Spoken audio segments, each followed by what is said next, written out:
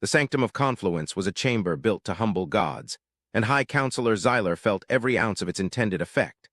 Light, ancient and pure, filtered down from a ceiling that was not a ceiling but a captured nebula, swirling in silent, majestic golds and violets. The air itself, a precisely calibrated mix of gases breathable by the dozen species represented, hummed with a low thrum of power that resonated in the hollows of Xyler's avian bones. He stood on his designated dais, one of many floating in a perfect, silent orbit around the central dais of the Presidium, his iridescent plumage shifting from a calm cerulean to a nervous shade of silver gray. The debate had raged for 3 standard rotations, a testament to the gravity of the issue, and a solution felt no closer now than it had at its inception. The subject, as always, was humanity, more specifically their gift. He shifted his weight, the subtle movement sending a ripple through the gravitic field of his platform. Across the void, General Vorlag of the Tauran hegemony slammed a scaled fist onto his console, the sound a dull, percussive crack that echoed in the cavernous silence. Vorlag's species was built for confrontation, their physiology a testament to a brutal evolutionary history. His voice, when it came, was a low rumble like rocks grinding together. It is an insult. A piece of inert debris they have polished and presented as a token of friendship. For cycles, we have debated its meaning, its purpose. There is no purpose. The humans are primitives playing at diplomacy. They offer us a bauble, a relic, and we, the assembled might of the consortium of aligned worlds, grant it the weight of a galactic crisis. Xyler's gaze drifted to the central holographic display suspended in the heart of the sanctum. It showed the object in question, floating in the designated quarantine zone of the Epsilon 7 system, a sector deliberately left fallow for such uncertain matters. The object was a sphere of perfect, unblemished black. It did not reflect light, it consumed it. Sensors reported no emissions of any kind, no heat, no radiation, no energy fluctuations. It was a perfect void, a small sphere of absolute nothingness hanging in space. The humans had called it the Solitude Ward. They had offered it freely, with no demands or expectations, as a gesture of goodwill upon their formal entry into the consortium. A gift, they had said, to stand as a monument to their commitment to galactic peace. A relic from their past. Matriarch Lyra of the Luminians, whose form was a shimmering column of coherent light, pulsed gently from her dais. Her voice was not sound but a direct telepathic impression, a cascade of cool, melodic thought that touched the minds of all present. Patience, General. The unknown is not always a void to be filled with aggression. Sometimes it is a vessel waiting for understanding. The humans are young to the stars, but their history is ancient to them. What is a relic to one may be a key to another. A key to what, Matriarch? Vorlag retorted, his frustration a palpable wave of heat across the chamber. A key to our own foolishness? We have granted this nascent species a seat on this council, shared our star charts, opened our trade routes. In return, they give us a rock. A silent, useless rock. They claim it is a symbol, but it symbolizes nothing but their own opacity. Their ambassador is a master of deflection, their cultural database is a labyrinth of contradictions, and their technology is a baffling mix of the sublime and the archaic. They leap across star systems using principles that defy our understanding of physics, yet their ship designs are crude, inefficient, and aesthetically displeasing. They are an anomaly, and this relic is the proof. Xyler found himself, not for the first time, caught between the general's pragmatism and the matriarch's philosophy. He was a Cygnian, and his people valued logic and careful observation above all else. And logically, Vorlag had a point. The humans were perplexing. They had arrived on the galactic stage not with a roar of conquest or a plea for aid, but with a quiet, unassuming knock. Their expansion had been slow, methodical, almost reluctant. They had colonized fewer worlds than any other species with their level of technology, preferring to build vast, orbital habitats of breathtaking complexity around their home star. They engaged in diplomacy with a calm, almost detached professionalism that bordered on disinterest. They observed, they learned, they shared information when asked, but they rarely offered their own opinions or sought to influence consortium policy. They were present, but not truly participating. This passivity was what unnerved the council most. The galaxy was a place of ambition, of grand designs and ancient rivalries. Species expanded, cultures clashed, and power was the currency of survival. The humans seemed to operate on a different T-axis entirely. They did not seem to covet territory or resources or influence.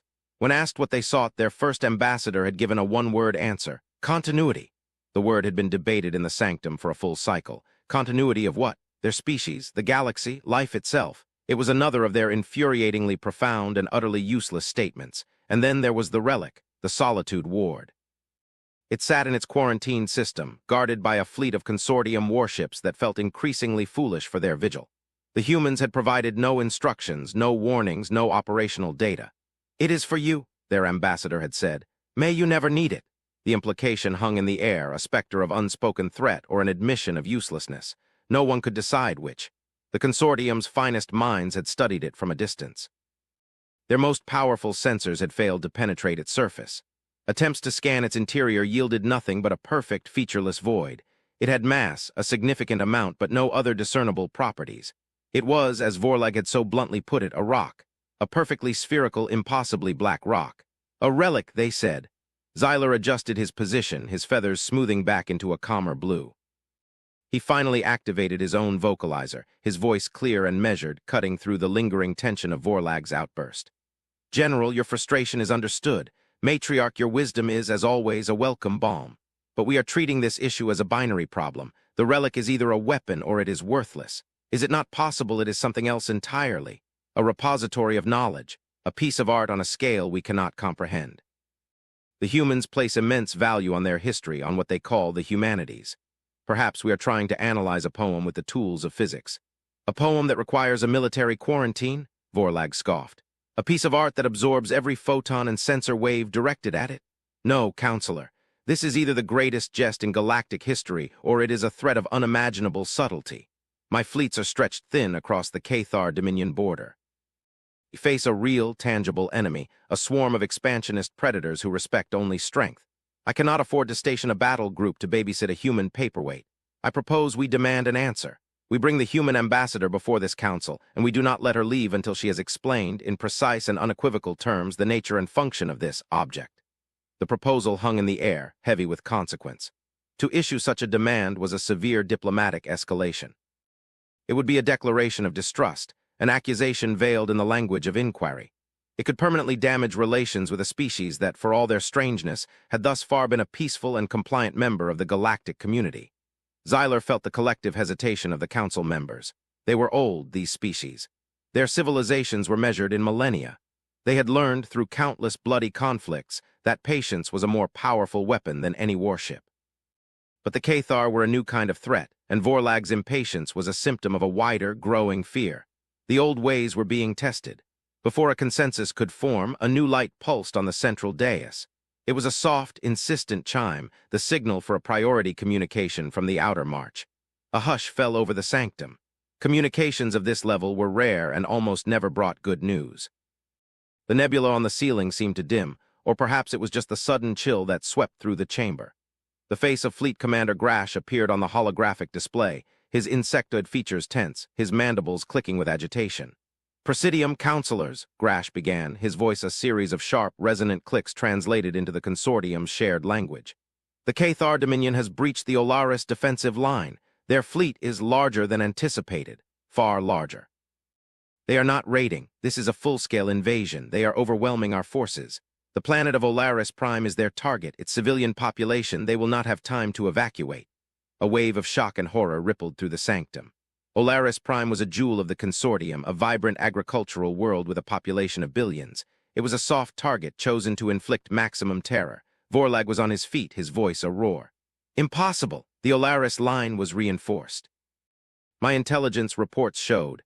"Your intelligence was wrong, General," Commander Grash clicked, his tone grim. "The Cathar are using cloaking technology we have never encountered. They bypassed our deep-range sensors. By the time we saw them, they were already on top of us. We are losing ships. We are losing ground. We cannot stop them." The tactical display shifted, showing the Olaris cyst. In horrifying detail, a swarm of crimson icons, the Cathar fleet, engulfed the smaller formation of blue consortium ships. The blue icons were winking out one by one like dying stars. Panic, cold and sharp, began to seep into the chamber's atmosphere of ancient decorum. Xyler felt his own pulse quicken. This was not a border skirmish. This was the beginning of a war they were not prepared to fight. Matriarch Lyra's thought voice cut through the rising fear, a point of serene stillness in the storm. "We must act, but how? Our nearest fleet is cycles away. Olaris Prime will fall." Vorlag's scales had turned a dark, mottled gray, a sign of extreme distress. "There is nothing we can do, not in time." His voice was hollow, stripped of its usual bravado. The reality of their situation had crushed him. They were about to watch a world die. It was in that moment of absolute despair that a calm, quiet voice spoke from a previously dark dais near the edge of the assembly. It was a voice that held no panic, no fear, no anger. It was a voice of profound, unshakable composure. There may be a way. Every head, every sensory organ in the sanctum turned towards the speaker. Ambassador Eva Rostova of the Terran Confederacy stood on the human dais, which had activated without summons. She had been observing the entire proceeding in silence, as was her custom. She was a small creature by galactic standards, fragile in her simple gray uniform. But her presence seemed to fill the chamber, her gaze sweeping over the assembled counselors with an expression of solemn empathy. Vorlag was the first to recover. This is your doing, a distraction. This relic was a diversion to pull our fleets away from the border. Ambassador Rostova did not flinch. She simply met the general's furious gaze. No, General, it was not a distraction. It was a provision. Xyler moved his dais forward, his mind racing. A provision for what, Ambassador? What are you suggesting? The Olaris system is proximate to the Epsilon 7 quarantine zone, she said, her voice still quiet but now resonating with an unidentifiable gravity.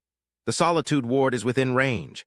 A confused silence descended. Within range of what? To do what? Was she suggesting they throw the rock at the Cathar? The absurdity of the idea was almost hysterical. Explain yourself, human, Vorlag snarled. Now. Ambassador Rostova's eyes, a deep, sorrowful brown, settled on the tactical display showing the massacre at Olaris.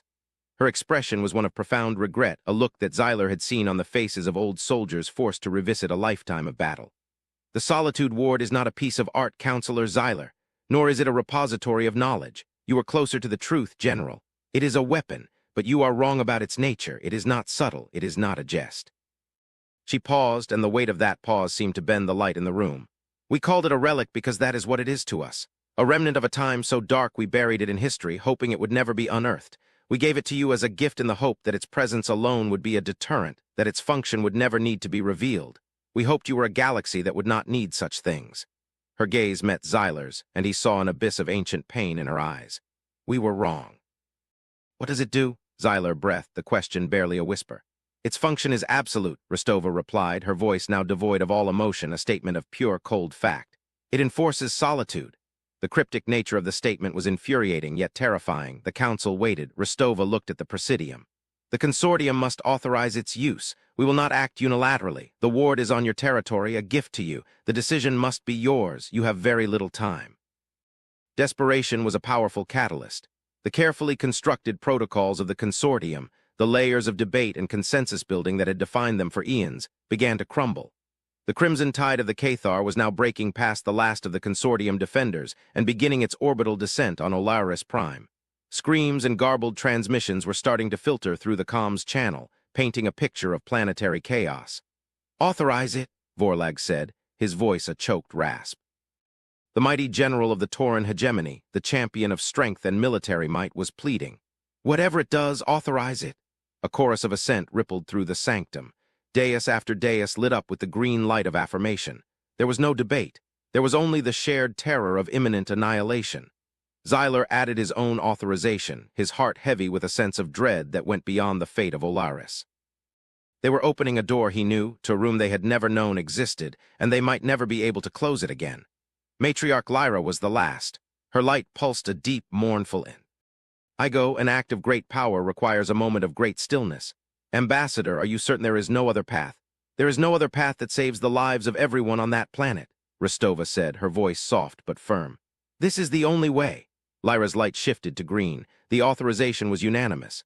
Xyler expected the ambassador to touch a console, to issue a coded command, to initiate some complex firing sequence. She did none of those things. She simply closed her eyes and stood in silence for a long moment. When she spoke again, her voice was a near inaudible whisper, a solemn incantation directed not at them but at the empty space before her. She spoke in her own tongue, a language of harsh consonants and soft vowels that the universal translator did not attempt to parse. It was not a command. It was a lament. She spoke names, dates, and places that meant nothing to anyone in the sanctum, a long, mournful litany of loss. Xyler realized with a shudder that this was the activation sequence. Not a code, but a memorial, a reminder. On the main holographic display, the view shifted. A live feed from a drone near the Epsilon 7 system showed the Solitude Ward. It remained as it always had been, a perfect sphere of black, silent and inert. But then something changed. It was not a visual change. The sphere did not glow or move or emit anything.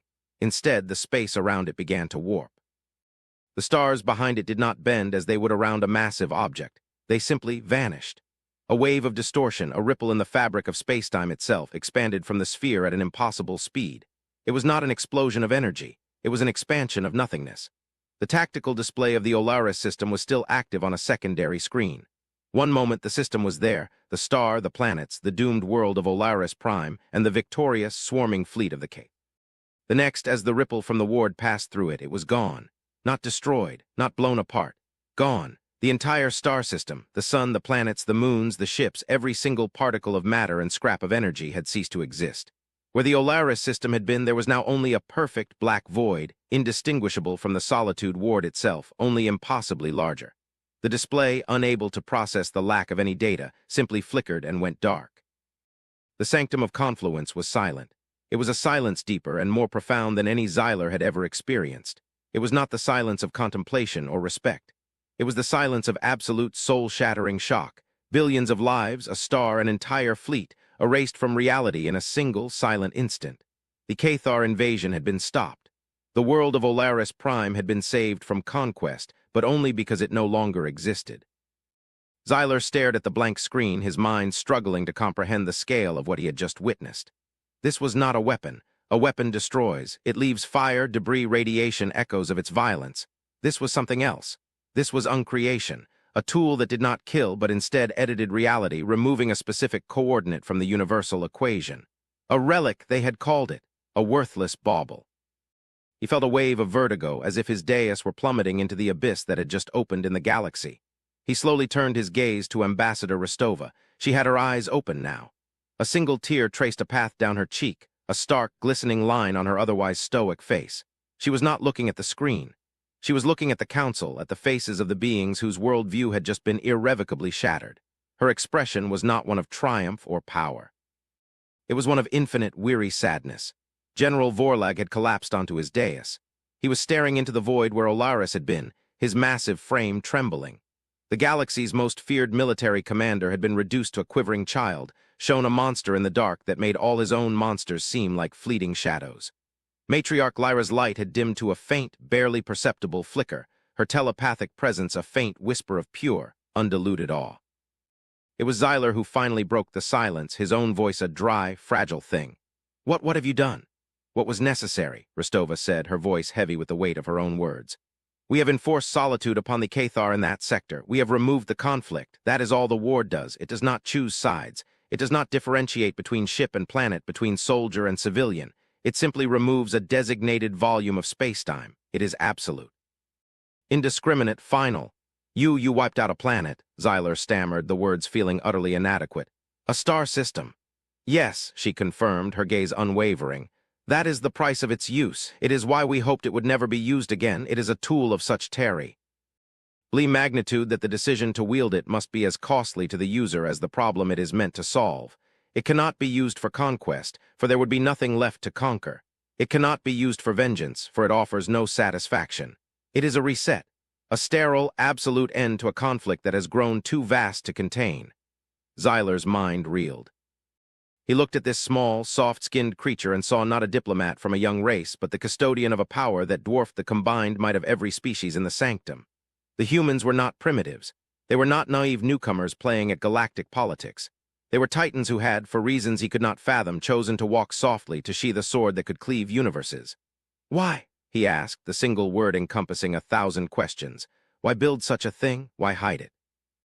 Why give it away? Why act so small when you possess a power so great?" Ambassador Rostova took a deep breath, a sound that seemed achingly human in the alien silence. "Because of our past, Counselor, because we have walked this road before, not with other species but with ourselves. Our history is a litany of conflict. We honed the art of destruction to a terrifying perfection. We built weapons that could crack our own world open, boil its oceans, and set its atmosphere aflame. We stood on the brink of self-annihilation not once but many times. We stared into the abyss of our own nature, and what we saw there, it changed us." She gestured to the empty space on the screen.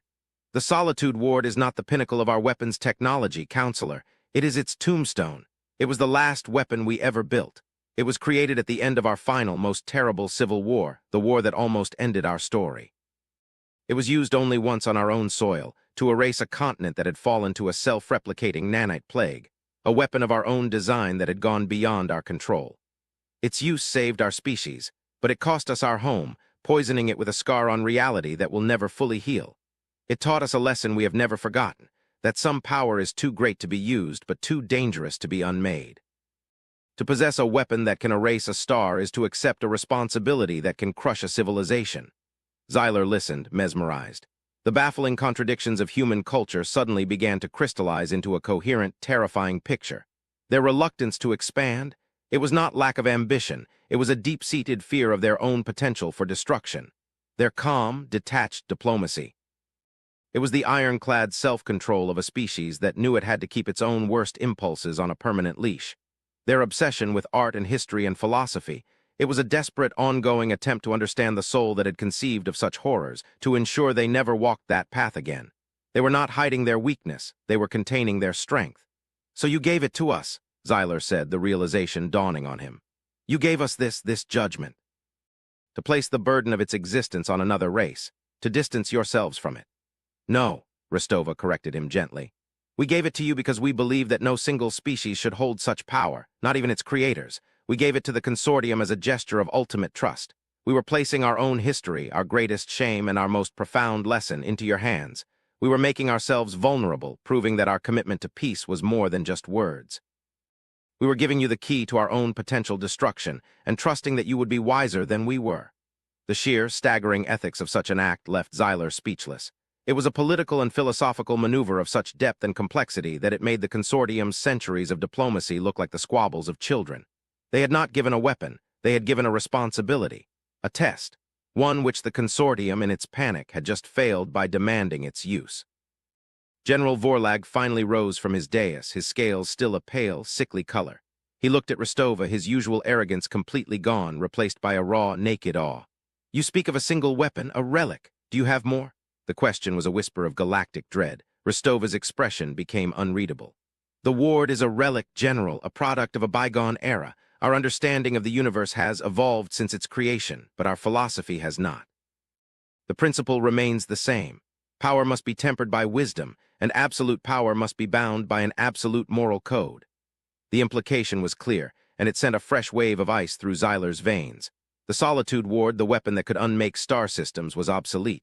It was a relic not just in philosophy, but in technology. What the humans were capable of now was a question so terrifying he dared not even formulate it in his own. D-Matriarch Lyra's light slowly brightened, returning to a soft, contemplative gold. Her thought voice filled the sanctum, no longer questioning, but filled with a new, profound understanding. "They are not young. They are ancient in sorrow. They are not weak. They are restrained. They have not been hiding from us. They have been protecting us from themselves." The truth of her words settled over the council.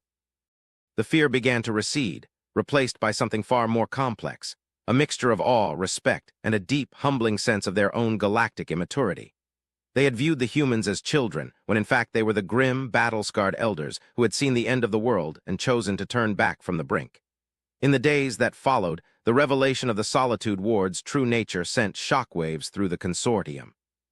The Cathar Dominion, having lost a significant portion of its fleet and witnessed an event that defied their understanding of physics, abruptly ceased all hostilities and retreated back into their own territory. The immediate threat was over, but a new, more profound reality had taken its place. The balance of power in the galaxy had not just shifted, it had been revealed to have been an illusion all along. There was the consortium, the Cathar, and the other squabbling empires. And then there were the humans, a civilization operating on a plane of existence so far beyond them that they might as well have been gods. An emergency session was called, but its tone was entirely different. There were no accusations, no demands, only questions, humble, fearful questions. Ambassador Rostova answered them with the same calm patience she had always shown. She explained that humanity was now dedicated to a principle they called stewardship. They saw themselves not as rulers or conquerors, but as guardians of galactic stability. Their slow expansion, their vast orbital habitats, their quiet observation. It was all part of a long-term strategy to understand the galaxy, to identify potential existential threats, and to ensure that no species, including themselves, ever developed the capacity to threaten the continuity of life on a cosmic scale. The Solitude Ward was a tool of that stewardship, a final, terrible option for when a fire grew too large to be extinguished by conventional means. "You judge us, then?" Vorlag asked, his voice quiet, stripped of all its former bluster. He had been a different being since the Olaris incident, more thoughtful, more cautious. "We do not judge," Rostova replied. "We observe, and we remember our own failings. We see our own past in the ambitions and conflicts of other races. We offer our counsel if it is asked for, we offer our aid if it is needed, and we offer a final resolution if it is unanimously requested. That is the extent of our mandate." A new kind of order began to form, born not of treaties and trade agreements, but of a shared, sobering understanding. The consortium began to look to humanity not as a peer, but as something else. An anchor, a final backstop against the chaos of the cosmos. Xyler found himself in frequent consultation with Ambassador Rostova, delving into human history and philosophy. He learned of their near misses with extinction, their struggles with their own tribalistic instincts, the way their art and music were filled with a profound melancholy, a longing for a lost innocence. He came to understand that their calm was not detachment. It was a hard-won peace, a planetary-scale post-traumatic state of being. They were a species that had survived their own apocalypse and had come out the other side transformed, carrying the scars as a constant reminder. The alliance that formed between the Terran Confederacy and the consortium of aligned worlds was unlike any other in galactic history. It was a quiet partnership, one of mutual respect. Humanity shared insights, not technology. They offered perspectives, not commands. They helped the consortium refine its own peacekeeping strategies, to de-escalate conflicts before they could reach a critical point. The galaxy, for the first time in millennia, began to experience a period of unprecedented peace. The memory of what had happened to the Olaris system was a potent deterrent. The silent, black sphere in the Epsilon 7 system became a different kind of monument, not to human goodwill, but to the horrifying price of unchecked aggression. It was a symbol of the ultimate border, the final line that could not be crossed. It was during one of his sessions with Rostova, studying ancient stellar cartography in the Sanctum's astrometrics lab, that the next great mystery of the universe arrived. It came, as the humans had, not with a roar, but a whisper. A junior technician from the deep range sensor array patched into their meeting, his voice trembling with a nervous excitement Xyler had not heard since the Cathar invasion. "Ambassador, High Counselor, you need to see this. We are detecting something from the intergalactic void beyond the galactic rim." On the main screen, a star chart of the entire galaxy appeared, a beautiful, spiraling pinwheel of light. At its edge, in the vast, empty darkness between galaxies, a single point of data was flashing. It wasn't a ship. It wasn't an energy reading. It was a signal, but it was unlike any signal they had ever recorded. It was ancient, structured with a terrifying degree of mathematical perfection, and it was not broadcasting. It was absorbing. "What are we looking at?" Xyler asked, leaning forward, his feathers ruffling in apprehension. The technician swallowed. "Sir, the signal isn't emitting energy, it's silencing it. The cosmic microwave background radiation, it's being erased in a perfect corridor pointing directly at the heart of our galaxy. The signal is a wave of absolute silence, moving at just under the speed of light. And it's old. The data suggests it has been traveling for millions, perhaps billions of years." Rostova stared at the screen, her composure for the first time showing a crack. Her face was pale, her expression one of grim, dawning recognition. "Run a trajectory analysis," she said, her voice tight. "Compare its vector of origin with the Cathar Dominion's historical expansion patterns." The technician's hands flew across his console. A few tense moments passed. Then a new set of data overlaid the map. A sprawling red cloud representing the Cathar's territory, and a series of arrows showing their path of expansion over the last 1,000 years. The arrows were all pointing in the same direction, directly away from the signal's point of origin. Their relentless, brutal invasion of consortium space had not been an act of conquest. It had been a panicked, desperate flight. They were running from something. Xyler felt a cold that had nothing to do with the Sanctum's atmosphere. He looked at the silent, onrushing corridor of nothingness on the screen, a shadow falling over their galaxy from the great voids beyond. The Cathar, a species so powerful they had almost brought the consortium to its knees, were fleeing in terror from this phenomenon. Whatever it was, it had been coming for them all, patiently, silently, for eons. He turned to look at Ambassador Rostova. Her eyes were fixed on the screen, but her mind seemed to be somewhere else entirely, in the dark annals of her own species' history. The puzzle pieces of humanity's nature, which he thought he had finally assembled, suddenly rearranged themselves into a new, even more awe-inspiring picture. Their self-imposed containment, their philosophy of stewardship, their weapon that could unmake reality, Perhaps it was not just about preventing others from making their past mistakes. Ambassador, he asked, his voice barely audible. What is it? What do you know? Eva Rostova slowly turned to face him. The look in her eyes was no longer sad or weary. It was the look of a sentinel, a guardian who has just heard the horns of winter blowing from the frozen north. The look of a species that knew its long, quiet vigil was finally over. It seems our past was not just a warning for our own sake, Counselor, she said, her voice low and filled with a terrible gravity. It was preparation. In that moment, standing before the map of a galaxy falling under a silent, ancient shadow, Xyler finally understood the true nature of humanity. They were not repentant sinners, forever looking back at their own history. They were forged survivors. Their dark past had not broken them, it had tempered them into a blade. They had looked into the abyss, not just of their own making, but into the great, cosmic abyss of existence itself. They had seen something coming a long time ago. And they had spent generations getting ready. The Solitude Ward was not just a relic of a human civil war. It was the first and perhaps the smallest of the tools they had built for a much larger conflict. Xyler looked from the human ambassador to the approaching silence on the star chart, and he felt a primal fear unlike any he had ever known. But mingled with that fear was a new, strange emotion, a profound and desperate hope. The galaxy was not alone. The quiet, enigmatic newcomers, the species they had so foolishly underestimated, were not children in the dark. They were the ones who had been watching the dark all along, and their long watch had just ended.